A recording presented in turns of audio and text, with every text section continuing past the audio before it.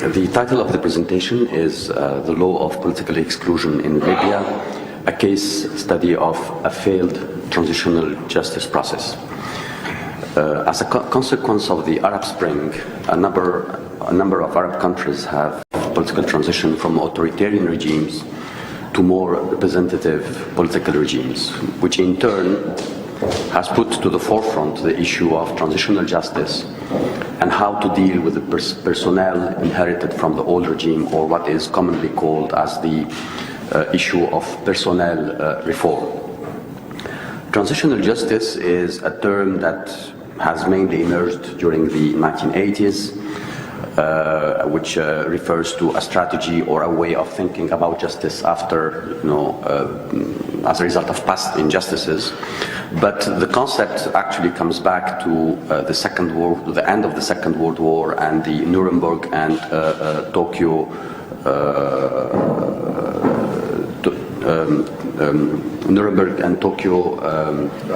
trials. So it is also in this respect worth noting that these two trials were mainly based on ideas about principled justice after atrocity and practical concerns such as reluctance to apply collective responsibility, which might have risked hampering post-war rebuilding, and especially in the case of Europe. Prosecutions and criminal justice processes are considered to be the central elements of most transitional justice processes, and have in certain cases been completed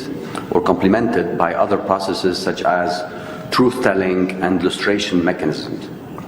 In Latin America during the 1980s, the transitional justice process relied on prosecutions and criminal justice processes, as well as on truth commissions in order to deal with past injustices, just as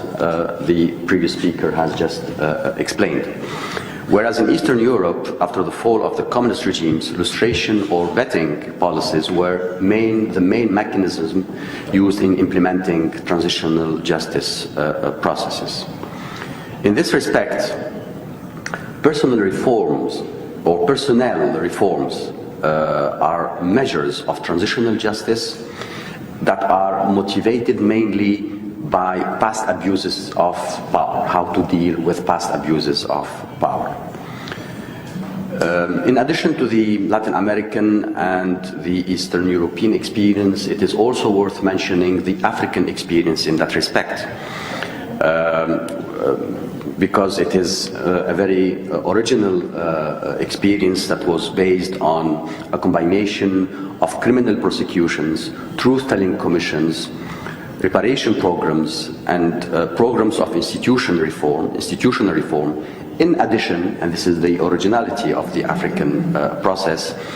in addition to relying on local cultural values and practices, as it was the case for South Africa, Uganda, and Rwanda.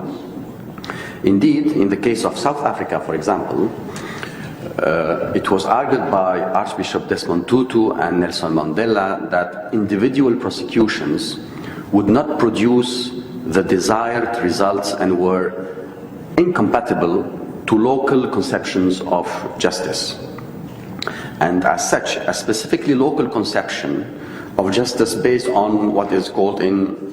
African vocabulary Ubuntu, or a philosophy which is a philosophy grounded in notions of unity and forgiveness. And as a result, this concept of unity, or of this philosophy of unity and forgiveness, according to them, should be part of the transitional justice process. The importance of the African experience with transitional processes lies in the fact that it reacted to, and here I quote, the possible imperialism of international justice by putting forward locally legitimate, culturally particular alternatives. Now, before dealing with the political isolation law in the case of Libya, I think and I thought that it would be interesting to give you a little background of the political map of Libya after the fall of the Gaddafi regime, in order to understand what were the mechanisms and the reasons that led to passing the law of the political exclusion law. The institution or the parliament that passed this law is known as the General National Congress, that was elected in July 2012. It is also important to note that this parliament, when it was elected after the fall of the regime, but especially after the fall of the whole Libyan state, because actually the Libyan revolution or the Libyan uprising has led to the fall of the system that was put in place by Muammar al-Gaddafi for 40 years. That was a personal system that has systematically destroyed all political institutions in Libya, in the Libyan state, that has systematically destroyed any possibility for any alternative emerging from political elites in the society or from the civil society. So the electoral process that took place, or the political transitional process that took place after the fall of the regime of Muammar al-Gaddafi, took place with this background, which means that in a situation where there was everything to build, nation building and state building at the same time. So if we look at the outcome of this process or the result of this election, is that the fall of the Libyan regime, or the Gaddafi regime, has led to a reconfiguration of the Libyan political map in a radical way for the benefit of local forces and non-state players. These forces are represented by the local councils, the coalitions, the tribal coalitions, and the armed militias that have dominated the political life of Libya after the fall of the regime of Gaddafi. And all this, of course, all these forces emerged at the expense of the attempts to create new institutions like the National Transitional Council, for example, or even the General National Council later on. Indeed, if you look at the results of the elections for the General National Council, which is composed of 200 seats, we can see that it is divided into 120 seats for independents and 80 seats for the lists. In addition to a regional distribution of 100 seats to the west, 60 seats to the east, and 40 seats to the south. So it is grounded on this repartition of seats in the Libyan parliament that the elections took place in July 2012 and gave the following results. The first, main result is that local forces emerged, or the independents emerged as the main player in these elections. Most of the forces, or those who emerged in these elections, with the exception of the Islamists, had no ideological content. And the seats were divided into 39 seats for the National Forces Alliance, led by Mahmoud Jibril, the Party of Justice and Reconstruction, the Muslim Brotherhood representative, with 17 seats, the national small national lists with 6 seats, the Salafis with 4 seats, and local lists with 14 seats. Whereas the repartition or distribution of seats on individual basis gave 25 seats of independents affiliated to the National Forces Alliance, 17 seats affiliated to independents affiliated to the Party of Justice and Reconstruction, and 23 seats for the Salafis and independents affiliated to small nationalists. in addition to 55 seats for non-affiliated independents, which gives a total of 120 seats. In this respect, it is worth mentioning that with the exception of the Islamist candidates, the majority of the independent candidates represent family or tribal interests. As this is very obvious from the details of the election results, where 2/3 of the independent candidates won their seats with less than 20% of the votes, and more than half with less than 10% of the votes. In this respect, if we take the case of Benghazi, 6 out of 9 of the independent candidates were elected with less than 2% of the casted votes. This situation is due to the fact that the Libyan electoral law did not put a limit on the number of independent candidates or lists for each electoral circumscription, and as a result, a very large number of independent candidates and lists competed on a very limited number of seats. Regarding the issue of the ideological labeling of the political forces present in post-Qaddafi Libya, there is a widespread belief that the liberal political trend represented by the National Forces Alliance and its leader Mahmoud Jibril was the big winner of these elections, and that the Islamists were the losers of these elections. However, when we look at the details of these elections and the results, the picture looks quite different, and for the following reason. The first is that the real winner of these elections are the independents and the local forces, who represent family and tribal interests. The second, in the case of the NFA, or what is known as the liberal forces, represented by Mahmoud Jibril, it is very difficult in the Libyan context, or even in the Arab context in general, to define them as liberal with, the ideological content that liberalism has. The third reason is that the number of seats the Islamist forces managed to win in these elections, including the independents affiliated to them, is almost equal to the number of seats won by what is called the liberal forces. So we have around 60 seats for what represents the Islamist forces, including the independents, and around 64 seats for the National Forces Alliance. In addition to the 55 seats of non-affiliated independents that could vote on one side or the other of the spectrum. In addition to that the cleavage between the political forces in post-Qaddafi Libya is not found, or is not to be found only between the big political forces or between the Islamist and non-Islamist forces, but also and especially in the opposition between the revolutionary and anti-revolutionary forces as a direct consequence of the Libyan revolution. Indeed, we can find on one side of the post-Qaddafi political spectrum the supporters of the Libyan revolution, represented by the Muslim Brotherhood, the Salafis, the exiled opponents of the Qaddafi regime, or some of them, and representatives of the cities and rebel strongholds in Misrata, Zawiya, and Jabal Nafusa,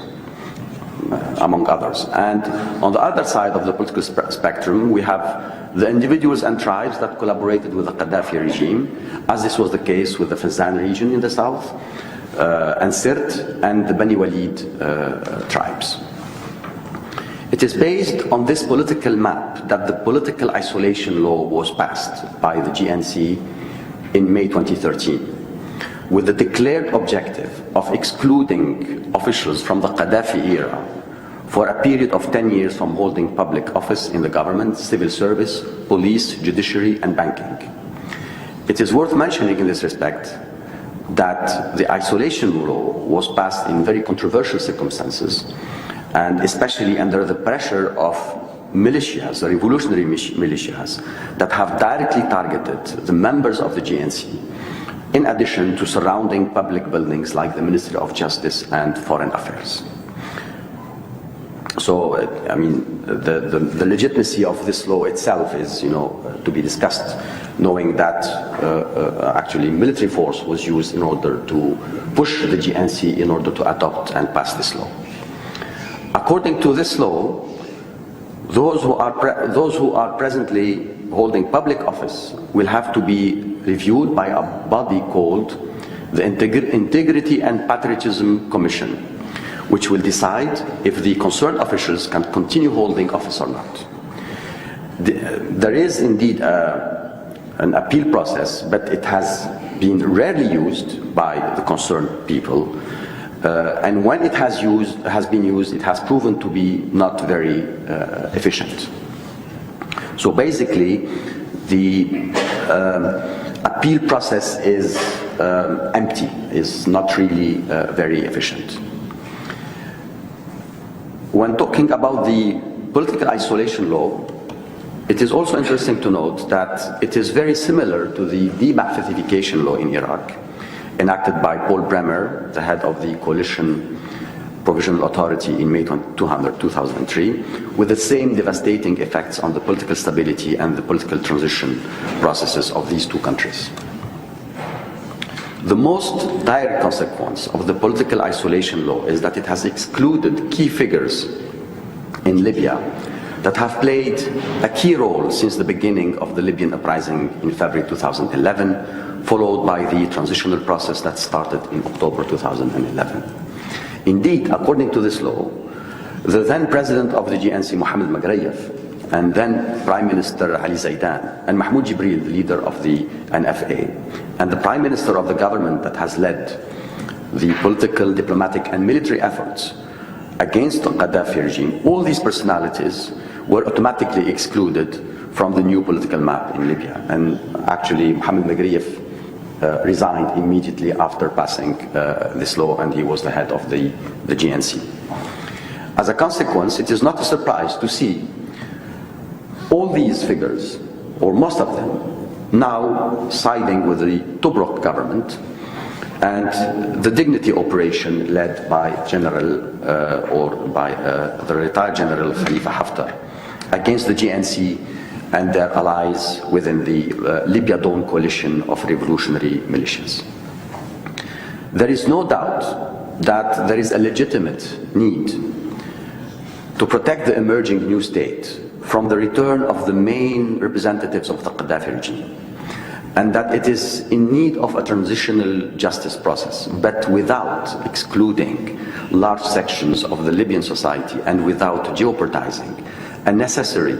national reconciliation, as this is happening now as a consequence of the political isolation law. The political isolation law, unfortunately, has not served the objective of a necessary national reconciliation and has greatly contributed to the actual armed conflict, without mentioning transforming Libya into a failed state. Indeed, a consequence of this law is that the new Libyan state is deprived of the emerging of the already scarce, talented political leaders, as well as qualified civil servants in the state apparatus. So we can clearly say, and without doubt, that the political isolation law is a divisive law that is already leading to,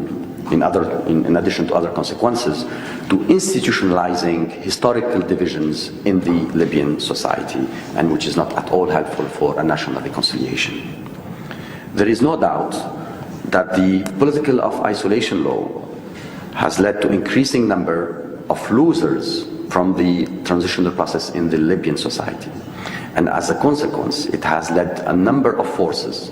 that were part of the revolutionary front against Gaddafi to side now in the